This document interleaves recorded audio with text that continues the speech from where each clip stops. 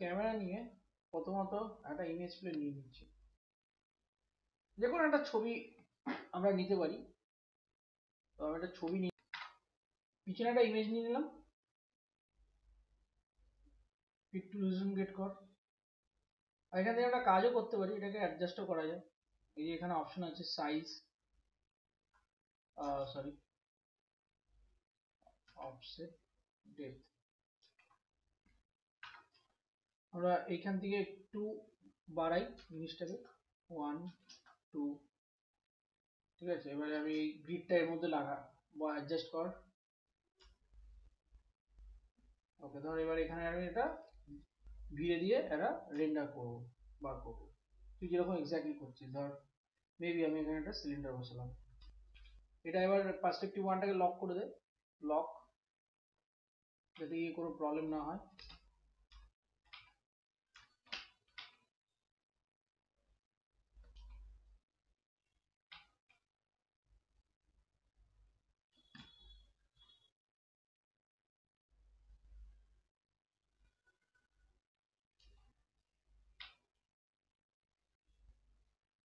বাস, আমি লাইটিংটা খুব একটা এখানে করছি না, এখানে শ্যাওটা দেখানো আমার মেন উদ্দেশ্য।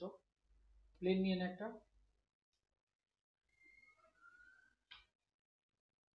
এখানে বসিয়ে দিই, দেখে নে এটা ঠিক আছে কিনা একদম। ওকে, এবার জাস্ট বেসিক আমি একটা লাইট নিয়ে নিই।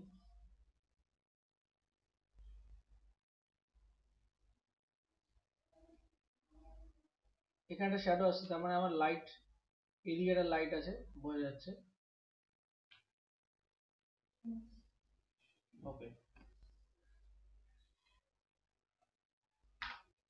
হাইপারসেট খুলে আমরা এখানে একটা র্যাপার নেব।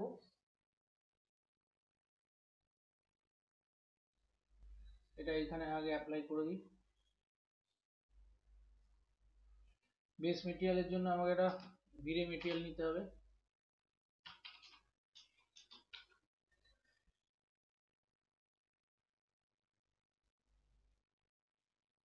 মিডল মাউস ড্র্যাগ করে এর মধ্যে দিয়ে দে। ওকে, এবারে মেটেরিয়াল র্যাপারের এটাকেও একটা ভিরে মেটেরিয়াল দিয়ে দিই।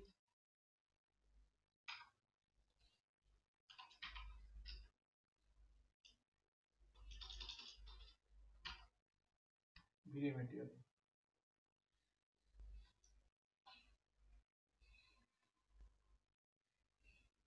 ওকে, এটা দরকার নেই, শেডিং গ্রুপটা এই মুহূর্তে ডিলিট করে দেওয়া যেতে পারে। ও সরি সরি,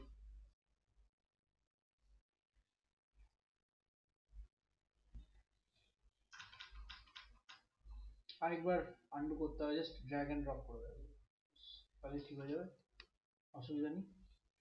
আমি ভুলবশত ভেবেছিলাম এটা শেডিং গ্রুপ, যাই হোক হোয়াটএভার। এটা শেডিং গ্রুপ ওড়ালে চলবে না, এটার শেডিং গ্রুপটা আমি উড়িয়ে দিতে পারি। এই শেডিং গ্রুপটা আছে, আমি এটা ওড়াতে চেয়েছিলাম। ওকে, হয়ে গেল। এবার আমি জাস্ট রেন্ডার করে দেখিনি। এখান থেকে ভিড়ে যাব, প্রোগ্রেসিভ থেকে বাকেট করব। আচ্ছা, আর আপাতত জিআইতে যা আছে ঠিক আছে, অসুবিধা নেই। তোর একবার টেস্ট রেন্ডার করবো।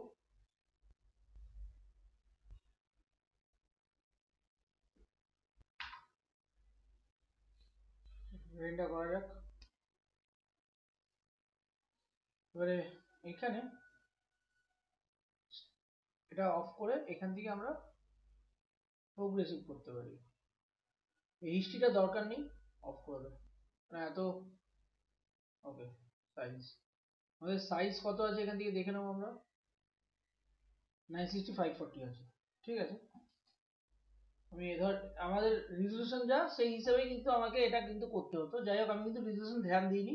এটা দেখ ইমেজটা রেজলিউশন কিন্তু অন্যরকম আছে, সেটা নিয়ে টেনশন নেই, সেটা পরে অলরেডি জানিস যে এখান থেকে ঠিক করা যায়।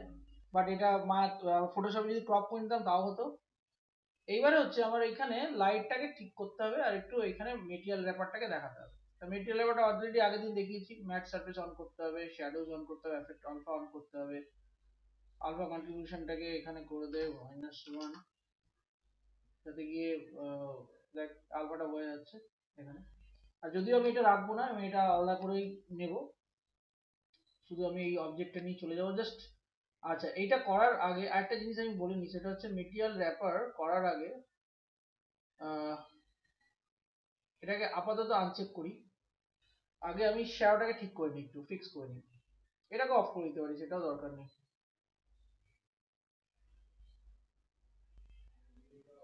ওকে, এখান থেকে বেরিয়ে যাই, পার্সপেক্টিভ।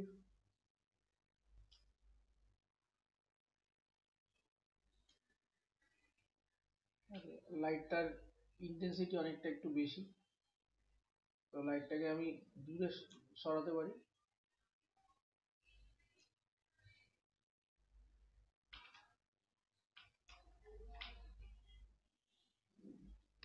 ডুপ্লিকেট, জাস্ট আমার উদ্দেশ্যটা লাইট ম্যাচ করানো না, সেটা তুই করে দিতেই পারবি, জাস্ট বোঝানো জিনিসটাকে।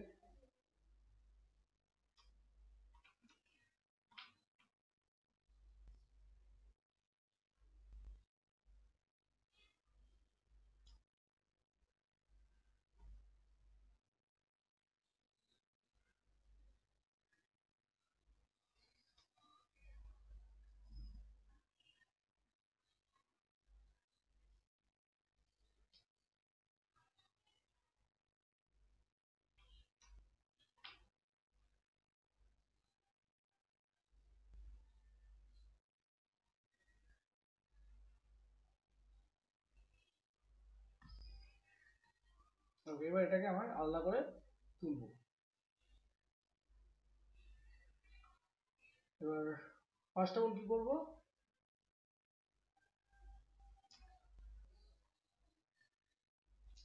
একটু বড় করে নে, শ্যাডোটা যাতে প্রপার আসে। আর তুই যদি শ্যাডো আরো ব্লার করতে চাস, শ্যাডো ব্লার করতে গেলে এই সাইজ আমরা যত বাড়াবো তত তোর হচ্ছে আমার ইন্টেন্সিটি মাল্টিপ্লাইটা কমাতে হবে, আর হচ্ছে শ্যাডো ব্লার হয়ে যাবে।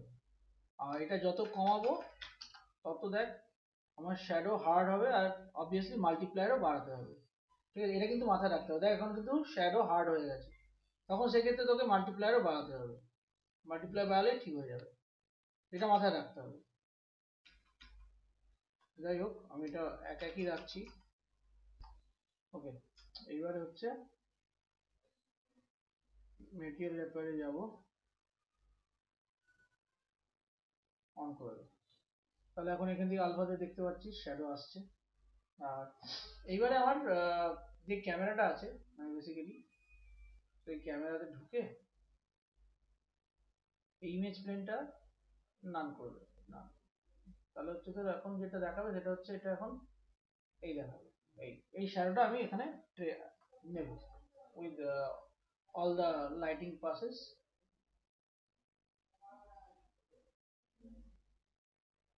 আগে সেভ করে নি ফাইলটা।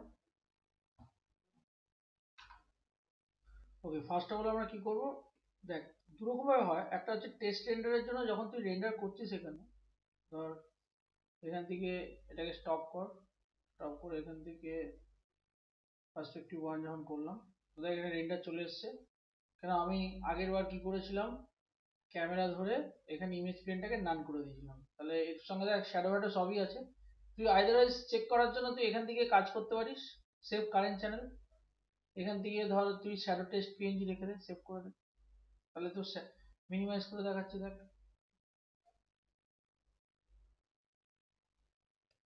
এই চলে আসলো এখানে, এটা ট্রান্সপারেন্সি এসছে, এখানে নিলে বুঝতে পারবি, দেখ ট্রান্সপারেন্সি এসছে।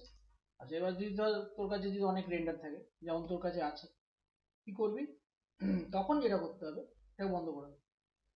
এবারে আমাকে রেন্ডার সেটিংসে ঢুকতে হবে, এখানে নাম দিয়ে দিতে হবে, ঠিক আছে, শ্যাডো আন্ডারস্কোর টেস্ট পিএনজি।